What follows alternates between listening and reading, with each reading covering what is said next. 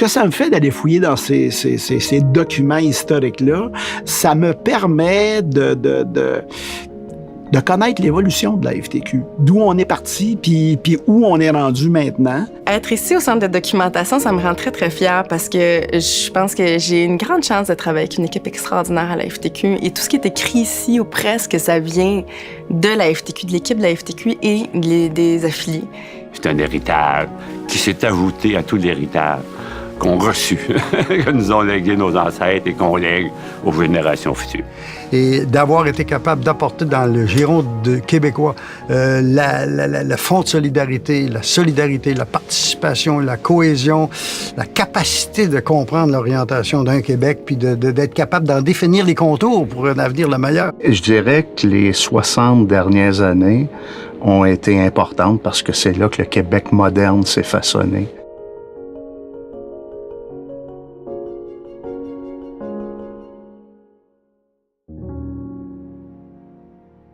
C'est toujours dominant dans notre conscience collective québécoise, toujours dominant que le Québec, avant 1950 ou 1960, avant la Révolution tranquille, c'était le Moyen Âge, quoi. Hein? C'est une histoire honteuse. Mais quand on se penche sur les documents d'époque, sur les journaux d'époque, on s'aperçoit que la société québécoise est une société diversifiée. Ça veut dire, à partir de la Première Guerre mondiale, le droit de vote pour les femmes, l'abolition du Conseil législatif et du Sénat, et revendique un filet de sécurité sociale. Et ce, début du 20e siècle. La FTQ a été fondée par la fusion entre l'ancienne fédération provinciale et les syndicats de la FIC. C'était en 1957, la FTQ avait un long héritage entre les mains. Chaque syndicat avait son histoire, ses pratiques, ses engagements politiques. C'était un mariage inévitable, un mariage forcé, soit dit en passant.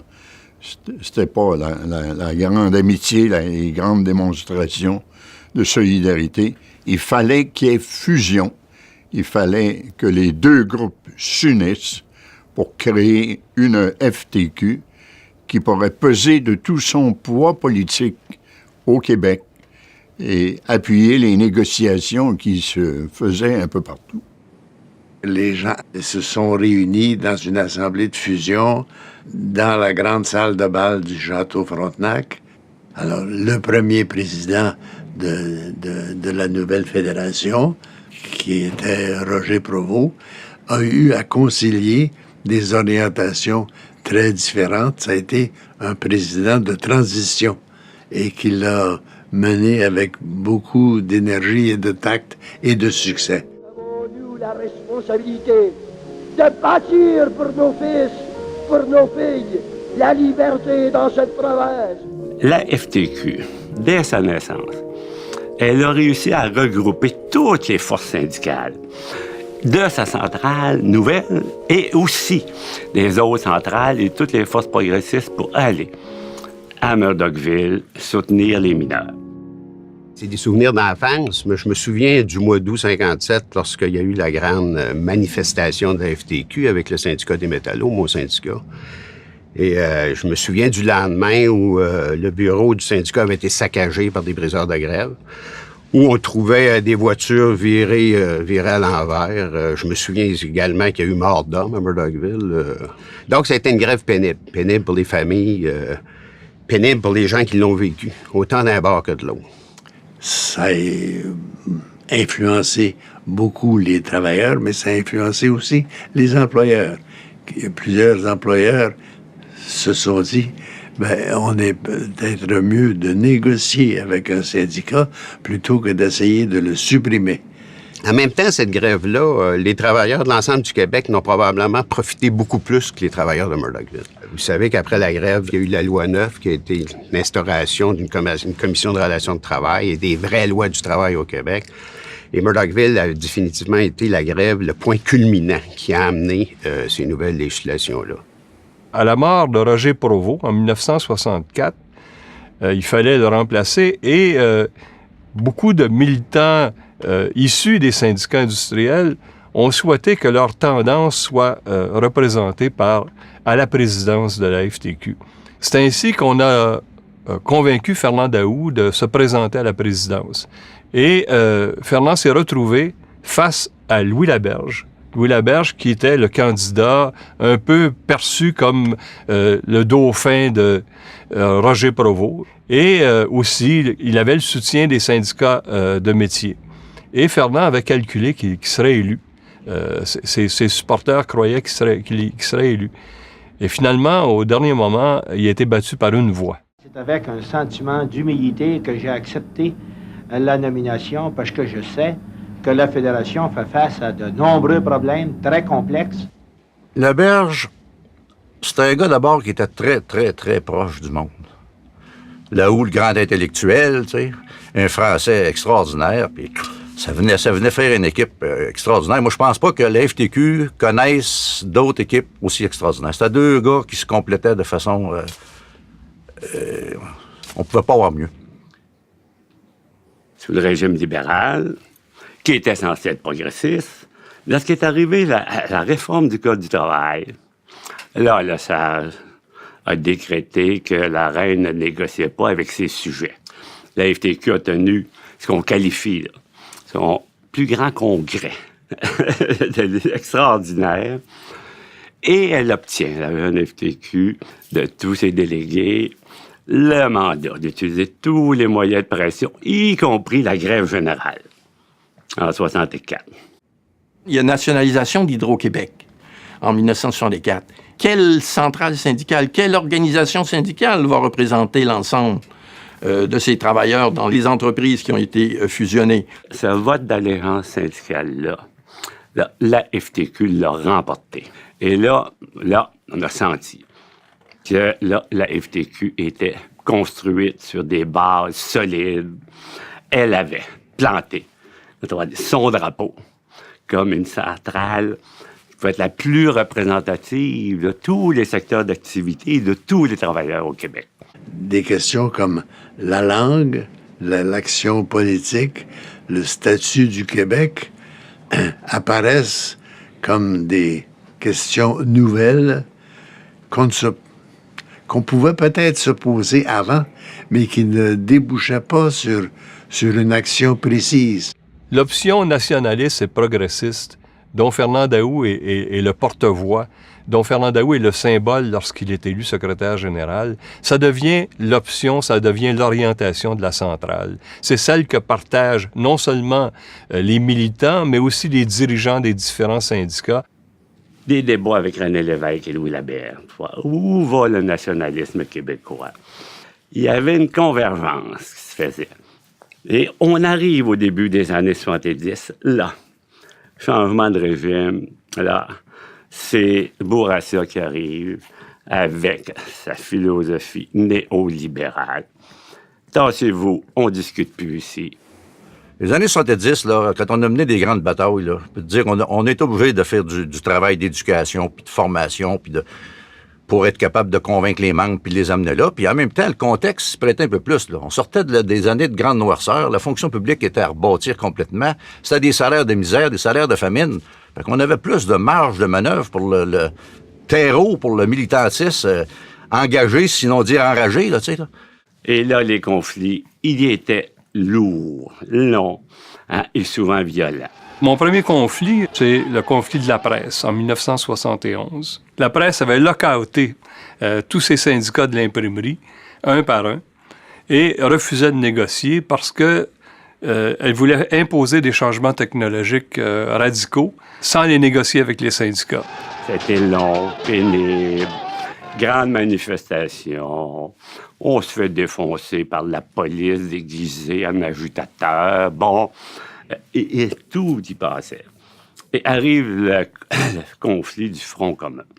Et là, c'était la goutte, là, c'est la façon qui a fait déborder le vase partout avec ce régime-là. Là, ce fut la mobilisation. Et là, on a vu une vraie centrale s'organiser. La FTQ, secteur public, secteur privé. Il n'y avait plus de différence dans le conflit amené. Il y a peut-être une vingtaine de blessés graves. Les policiers sont entrés et les ont matraqués sauvagement Il y en a sans connaissance, et maintenant ce sont des gaz lacrymogènes ou je ne sais trop quoi. Il y a eu le conflit de United Aircraft de 18 mois, conflit très, très dur aussi à cause de la présence des SCAB. Et dans le reste du Canada, on assiste à ça. Et beaucoup de syndicalistes du Canada anglais qui, jusque-là, étaient indifférents aux revendications de la FTQ, constatent que la FTQ a un dynamisme qu'on ne retrouve pas dans d'autres provinces. Le Québec était en changement profond et la FTQ a su s'ajuster de façon fantastique avec ses syndicats à ce changement-là, puis souvent être en avant des changements, les proposer, les préconiser. Et je pense la FTQ joue un rôle très, très important dans l'histoire de l'évolution du Québec de ces années-là. Il y a volonté également du côté des centrales syndicales dans les années 60 de se donner un parti des travailleurs. Ça se produira pas, justement parce que le Parti québécois naît dans les années, à la fin des années 60. Et il y a un programme, le Parti québécois, qui est très proche des revendications du mouvement syndical. Ce sujet-là, qui est le syndicalisme, donc, a une importance vitale, comme d'ailleurs pour les travailleurs du monde entier. C'est vrai dans tous les secteurs de la société, qu'il faut l'union. Tout le monde s'en rend compte. Alors, vous avez des leaders syndicales comme M. Jean-Gérin Lajoie qui se reconnaissent dans le Parti québécois, qui se reconnaissent dans la revendication. La FTQ, elle met la main à la pâte, un congrès spécial, elle appuie le Parti québécois. Et avec son option, évidemment, indépendantiste, pour la première fois de son histoire. Les élections ont lieu, le PQ rentre au pouvoir.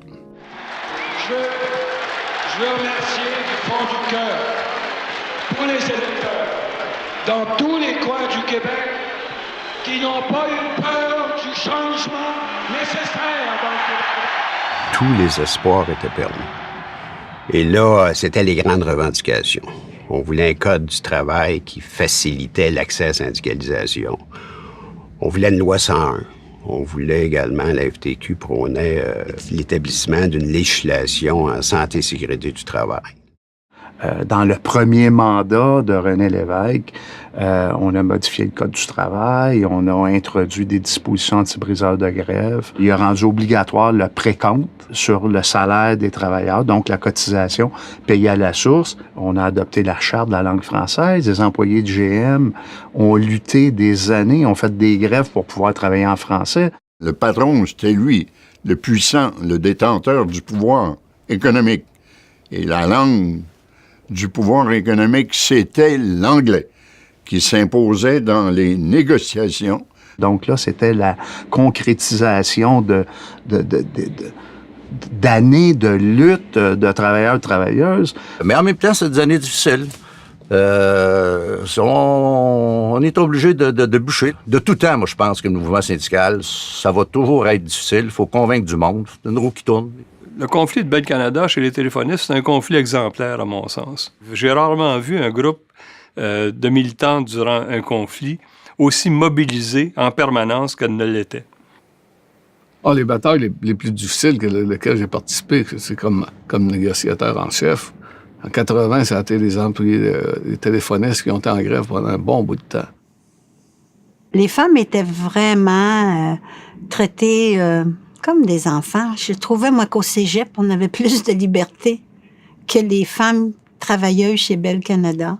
Michèle Bruyette était une femme très forte, d'abord très charismatique, et les téléphonistes s'identifiaient à elle.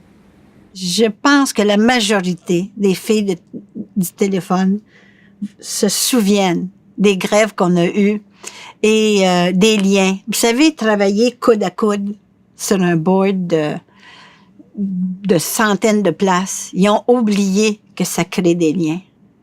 Alors, les filles, on était proches parce qu'on était coude à coude. C'est à partir de 1974 que la FTQ change complètement d'allure. Fernand Daoust va construire la FTQ. Il va la construire de l'intérieur. C'est lui qui va faire en sorte que des services efficaces se construisent, services de santé, sécurité, d'éducation, services de conditions féminines, services de délégués sociaux. Est en mesure de regrouper et rallier les groupes et de faire en sorte qu'on présente une espèce de front unifié devant les multiples adversaires que nous pouvions déceler ici et là. Il va faire en sorte que la FTQ a une structure et des services consistants qui les relient de façon très forte à ses membres. Il y a une récession en 82. Donc, il y a une hausse du taux de chômage dans les années 80-90 qui atteint 10 le taux de chômage. Alors, qui a affaibli le rapport de force des syndicats à l'égard du patronat. Dans un contexte de défensive, tu sais, la mondialisation bat son plein. On a mené plus de grèves pour conserver ce qu'on avait que de grèves pour améliorer ce qu'on aurait dû améliorer.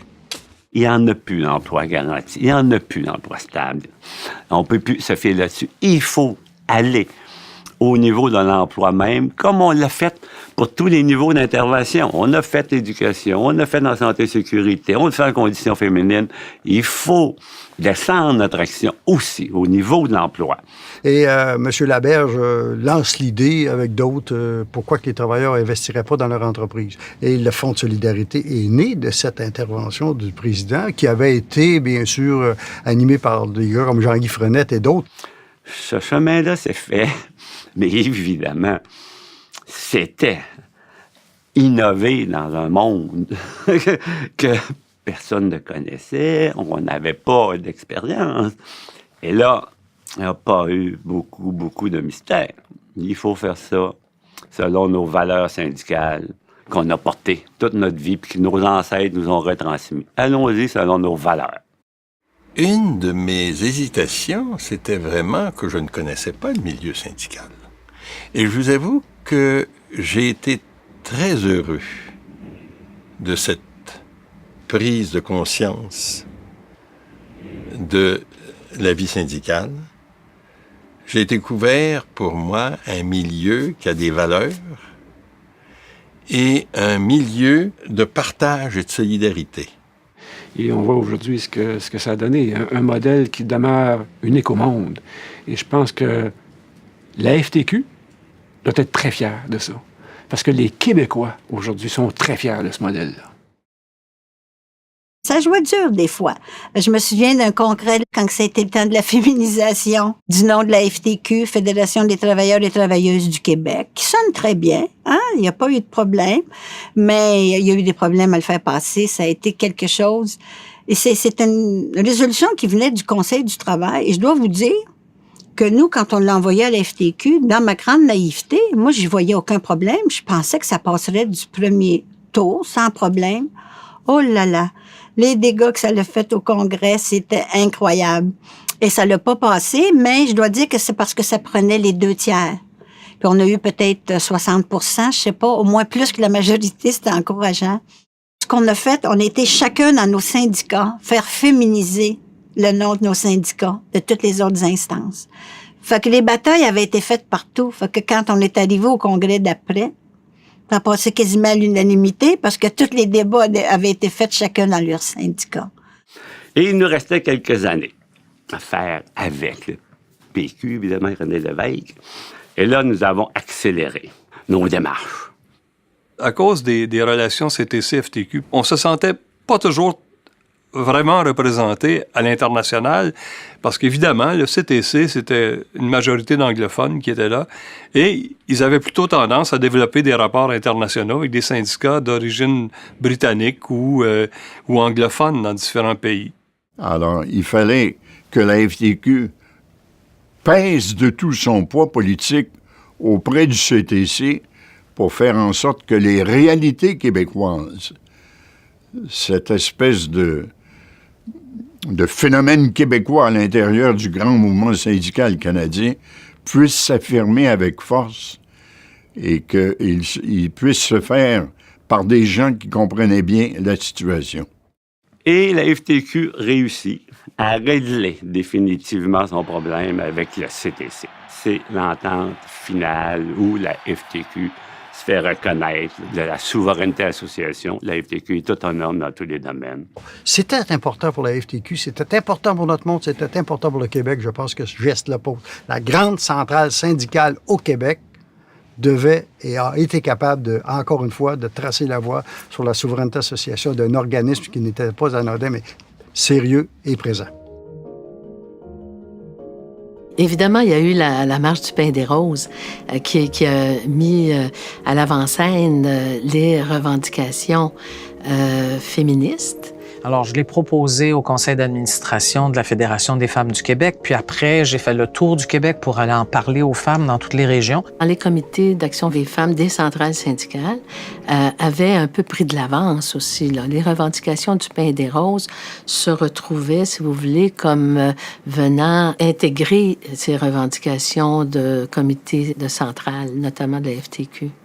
Tous les comités de conditions féminines de toutes les centrales syndicales et syndicats indépendants ont participé avec les groupes autonomes de femmes. Il y a eu une grande solidarité dans l'ensemble du mouvement des femmes. Et les femmes du mouvement syndical, bien évidemment, apportaient tout leur savoir-faire, toutes leurs compétences, entre autres sur les questions touchant le travail, donc l'équité salariale.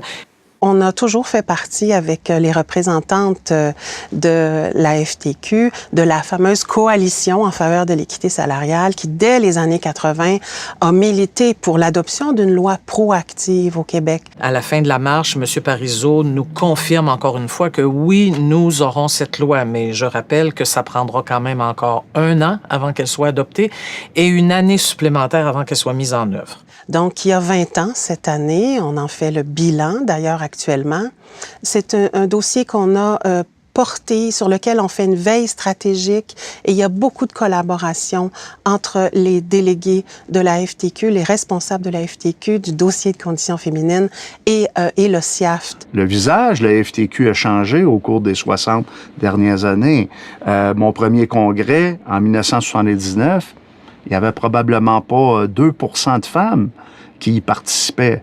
Au dernier congrès, il y avait plus de 35-36% de femmes qui participaient à la FTQ. Les premiers bureaux de direction de la FTQ, il n'y avait aucune femme. Aujourd'hui, au bureau de direction de la FTQ, il y a presque une parité. Marie Pinsonneau a été la première femme vice-présidente de la FTQ. Elle siégeait seule femme au bureau de la FTQ avec toutes ces petits rois-là, dans le sens où chacun était maître dans son propre syndicat. Elle était là pour représenter les femmes. Et elle leur disait tout le temps, c'est bon pour Pitou, c'est bon pour Minou. Alors, elle leur rappelait tout le temps, quand il passait quelque chose, qu'il fallait qu'il y ait des places pour les femmes. L'arrivée des libéraux au Québec, ça fait partie de tout le contexte, là, tu sais, nord-américain, où les conditions de travail sont en baisse. Fait que quand Jean Charest est arrivé là, lui a décidé que il nous mettra au pas. Puis il venait juste d'être élu premier ministre. Il sort une lettre ouverte dans la presse où il nous traite de passéistes, de à peu près tous les noms qu'il peut. Mais on s'est rendu compte d'une chose. J'ai jamais vu, depuis les années 72, là, aller jusqu'à cette période-là, j'ai jamais vu dans nos rangs autant de monde choqué en même temps. Parce que des fois, on se fait pogner dans un conflit, mais les autres sont pas pognés. Là, tout le monde est en revin noir. On a bloqué le port de Montréal et différents ports du Québec pendant une journée ou deux pour protester. Parce qu'il y a 2 affaires avec lesquelles il s'en venait. L'article 45 du Code du travail, ça, c'est la sous-traitance. Bon, il nous en a enlevé des morceaux, mais il n'y a pas de diable à l'abolir. Mais il s'en venait surtout avec le vote obligatoire, quand on se syndiquait. Et ça, là, c'était la baisse automatique du taux de syndicalisation au Québec dans les 10 prochaines années de 10, 15, 20 %. Fatiguez-vous pas, c'est aussi simple que ça. Je pense que là-dessus, on a gagné le fait qu'on a fait reculer le gouvernement libéral pour s'attaquer aux travailleurs. L'emploi est dans une mouvance. On l'a déjà vu dans le passé avec des changements technologiques et tout ça, mais là, elle est dans une mouvance un peu particulière avec la numérisation, l'automatisation, l'intelligence artificielle, les cibles que la planète s'est données pour atteindre la réduction des gaz à effet de serre. Il y a déjà, mais il y aura donc, dans un avenir très rapproché, une grande modification du travail comme tel, comme on le connaît. Il y en a déjà eu depuis quelques années, mais ça va s'amplifier. Et comme organisation syndicale, on aura à ajuster le tir. Quand on est arrivé à la direction de la FTQ, il y avait une crise de confiance. Donc, il fallait redorer l'image de la FTQ, l'image du mouvement syndical, pour parler d'autre chose que de la commission Charbonneau. Donc, on s'est fixé un agenda pour que nos membres puissent être intéressés par des sujets qui les touchent au quotidien, puis on en avait plein de défis, là. Et ça passe par les campagnes récentes qu'on mène, que ce soit le salaire minimum à 15 $, que ce soit la Régie des rentes du Québec, pour que nos retraités qui n'ont pas de régime de retraite privé, puissent avoir une retraite où ils ne vivront pas nécessairement dans la pauvreté, que ce soit contre les clauses de disparité de traitement. Moi, je pense qu'il faut traiter tout le monde égal. Le réseau des délégués sociaux à la FTQ, c'est un réseau qui a 35 ans aujourd'hui, qui fait vraiment la fierté de la FTQ et de ses affiliés. C'est un réseau qui est né dans les années 80, où il y avait vraiment une crise économique au Québec. Il y avait beaucoup de fermetures d'entreprises. Donc, il y avait des problèmes de toutes sortes. Et que ce soit des problèmes d'alcoolisme, de toxicomanie ou des problèmes avec les lois et les programmes, par exemple, accès au chômage, etc. Donc, ils ont parti un réseau extraordinaire de personnes dévouées vraiment. Et puis, il y a eu un partenariat avec Centraide. Puis aujourd'hui, là, on parle d'il y a 35 ans, mais aujourd'hui, on compte plus de 3000 délégués sociaux. Il faut suivre de près les politiques d'emploi qui sont adoptées par le gouvernement et notamment la stratégie d'intervention à l'égard de la main-d'œuvre féminine. Et là-dessus, on a toujours pu compter sur la présence vraiment active de la FTQ sur cette table-là. Je pense que c'est le rôle de la centrale, la FTQ et de ses syndicats affiliés de faire de la formation de ses membres, absolument. Je pense que c'est le nerf de la guerre, la formation syndicale. Je pense que c'est ce qui mène à l'action politique, à l'action citoyenne, et c'est ce qu'on souhaite à la FTQ. Et puis, j'ai beaucoup d'échos comme quoi que oui, ça fait une différence. J'en suis convaincue, en fait. Avec la FTQ et le Fonds de solidarité, je trouve que c'est un de nos plus forts remparts pour éviter, le plus possible, qu'il y ait des laissés pour compte et des oubliés dans les changements qui interviendront tout le temps dans le marché du travail. Et ça, c'est beaucoup, surtout à un certain âge, où on s'aperçoit que le monde est très individualiste et un monde souvent qui a perdu ses repères. C'est assez extraordinaire que j'ai la chance de travailler au service de l'éducation pour pouvoir partager cette histoire-là. On a tellement une belle histoire, on a des belles luttes, mais aussi des belles victoires. Puis je suis très, très fière de travailler pour une centrale qui a fait autant pour la société québécoise. Moi, j'aimerais ça voir de plus en plus la FTQ aux côtés d'une économie différente, plus verte, plus sociale. Et puis finalement, un jour, pourquoi pas une présidente à la tête de la FTQ. Il y en aura pour chaque génération. C'est ça qui est formidable. C'est que chaque génération doit aller le plus loin qui est possible à porter le flambeau du progrès social. Mais je suis convaincue, évidemment, que c'est un chantier inachevé. Plus les affiliés vont être unis ensemble, plus la FTQ va être forte. La FTQ, c'est une centrale syndicale, c'est un parapluie. Alors donc, plus il va y avoir une unité à l'intérieur des différents syndicats affiliés, plus les syndicats affiliés vont pousser vers la même direction, plus la FTQ va être forte. Quand je regarde la photo de l'ensemble des gens qui étaient là au congrès de fondation de la FTQ, ça me donne un grand sentiment de fierté. Que le mouvement syndical avance et continue d'avancer, puis qu'il y a des militants syndicaux qui ont porté cette organisation-là depuis ses débuts, puis qu'il y en a d'autres qui ont pris la relève en chemin, puis qui continuent encore à porter cette organisation-là. Ça, c'est phénoménal. C'est phénoménal, puis je vois pas le jour où ça se produira plus. Moi, je pense qu'il va toujours avoir des gens qui vont prendre notre relève pour faire avancer les valeurs et les revendications de notre belle et grande organisation, de notre centrale syndicale, de la plus grande centrale syndicale au Québec.